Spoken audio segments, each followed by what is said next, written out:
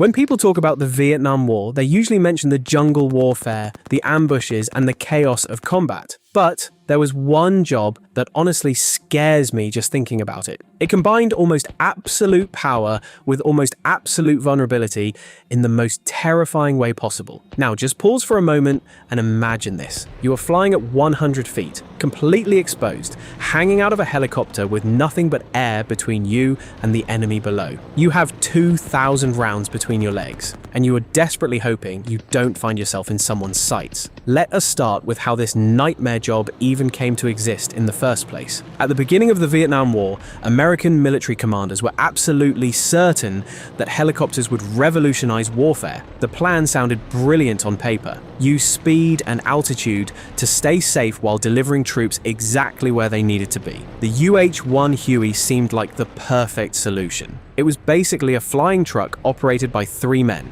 a pilot, co-pilot, and crew chief. They would carry soldiers across the Vietnamese countryside, trusting that quick movements would keep them safe. It sounds like a solid plan, right? Well, believe me, it wasn't. The enemy had other ideas. You see, the Viet Cong and North Vietnamese army quickly learned to predict flight paths and landing zones. They set up ambushes with Soviet-supplied anti-aircraft weapons, heavy machine guns, RPGs, and AK-47s. And here is the thing about helicopters that nobody seemed to consider. They are not bulletproof, not even close. The skin of a Huey was so thin you could literally punch it and leave a dent. It sounds insane, and it surely was terrifying to fly into combat in something that fragile. Rifle rounds went through it like paper. By the time the war ended, almost half of all helicopters deployed to Vietnam had crashed. Let that sink in. Half. Can you imagine those odds? It is just unimaginable for us today to think about climbing into an aircraft knowing you had a coin flip chance of crashing. I honestly don't know how they did it every single day. After watching defenseless birds get shredded at an alarming rate, someone finally had a bright idea. What if the helicopters could shoot back? The first solution was quick and improvised. They took the doors off, strapped the crew chief to a bungee cord, and handed him an M60 machine gun. Now, just pause for a moment and imagine being that crew chief. You are leaning out of an open doorway, firing a machine gun while your helicopter is banking through the sky. However, there was still a problem. The crew chief could only cover one side. The other side was wide open. That is when the 4th crew member was added, the dedicated door gunner, also called the shotgun rider. And believe me, this became one of the most dangerous jobs in the entire war. You are now going to see why. Now, before we move on, let's talk about what these men had to deal with. Door gunners had to learn how to fire accurately from a moving helicopter, and it is far more difficult than it looks. You are firing from a platform that is vibrating, moving at high speed, changing altitude, and doing evasive maneuvers. Meanwhile, your targets are also moving, hidden in dense jungle. The gunners had to lead their targets. This meant they aimed behind or below where they wanted to hit because the bullets carried the forward momentum of the aircraft. If you aimed directly at your target, you would miss every single time. It sounds counterintuitive, and it surely took practice to get right. So they compensated with volume of fire, sweeping the area to increase the chance of hitting something. Their primary weapon was the M60 machine gun, firing between 500 and 650 rounds per minute. Every 5th round was a tracer, which helped them see where their bullets were going. Some helicopters carried the M134 minigun, which fired 6,000 rounds per minute. Can you imagine that? The noise alone was enough to make your ears bleed. Now, let's talk about the door gunner's protection. Or as veterans might say, what protection? This part really gets me. Since helicopters had to stay light, there were no bulletproof shields. They sat in open doorways with literally nothing between them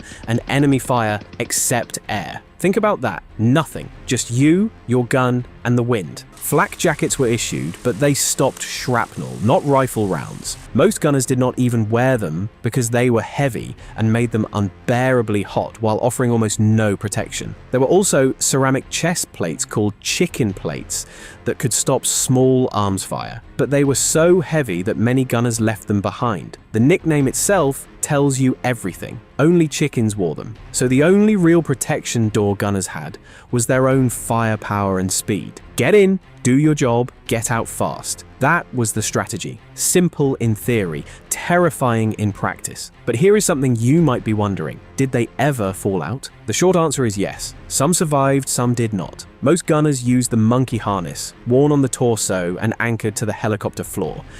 It allowed them to lean out for better firing angles while being somewhat secured. The key word there is somewhat. The harness was designed to keep you from dying if you fell out, not to keep you from falling out in the first place. It sounds like a terrible design, and it surely led to some nightmare scenarios. Veterans have described moments when gunners fell during sharp maneuvers and dangled outside while their crew desperately pulled them back in. The saddest part was that some didn't make it back in. Now, let us get into what their missions were actually like, because this is where it gets truly terrifying. The most dangerous missions were the so-called hot landing zones. These were areas where enemy forces were actively shooting at the helicopters as they approached. The helicopter would come in low and fast. Pilots tried to touch down briefly while infantry jumped out, then immediately take off. Sometimes they would do a running landing, skidding forward so the helicopter was always moving. Young pilots, barely out of flight school, had to land while the whole world was shooting at them. It is just unimaginable how terrifying that must have been. You see, more crashes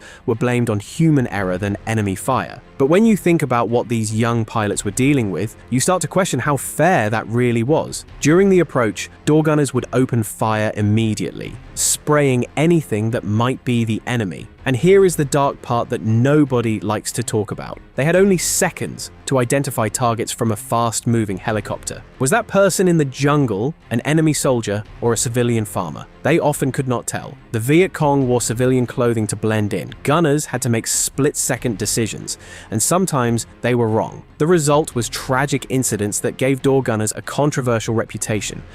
We really have to be careful with descriptions here, but you get the idea. That is the brutal reality of war. When you have a fraction of a second to decide, mistakes happen, and those mistakes haunt the survivors for the rest of their lives. Medical evacuation missions were among the most dangerous. The enemy knew that medevacs would fly directly into active combat zones. Even though dust-offs were marked with a red cross, the enemy did not care. These gunners not only provided covering fire, but also helped load the wounded, sometimes jumping out into hostile territory to carry injured soldiers to the helicopter. They flew back and forth multiple times, choosing who would be evacuated first based on injury severity, all while bullets whizzed past them. Can you imagine making those decisions under fire? Who goes first? Who can wait? The pressure was absolutely enormous. Now, listen to this. The saddest part was when Dr. Gunners were hit but continued firing anyway. There are numerous accounts of gunners who were mortally wounded but kept their machine guns blazing until they literally could not anymore. They knew that if they stopped firing, everyone would die. So they fought through the pain, through the fear, through the knowledge that they were dying, just to give their crew a chance. If we described the specific details here, the video would surely be taken down from YouTube. But believe me, the level of courage was beyond comprehension. Let me tell you about one incident that really stuck with me. A young door gunner jumped out to help a wounded enemy soldier without telling his crew. When he turned around with the wounded man on his shoulder, his helicopter was flying away. His crew had not noticed he had jumped out. He stood there alone and unarmed in the middle of enemy territory for about 20 minutes until his crew realized and came back. He got yelled at severely, but he was lucky. Another gunner fell out from low altitude, but landed directly on top of 2 Viet Cong soldiers. The fall knocked the wind out of everyone. He quickly recovered, grabbed one of their weapons, neutralized both enemies, and waited for his crew. For this acrobatic move, he received a medal for bravery. It sounds almost like something from a movie, but it actually happened. Now, before we wrap this up, we need to talk about the psychological toll.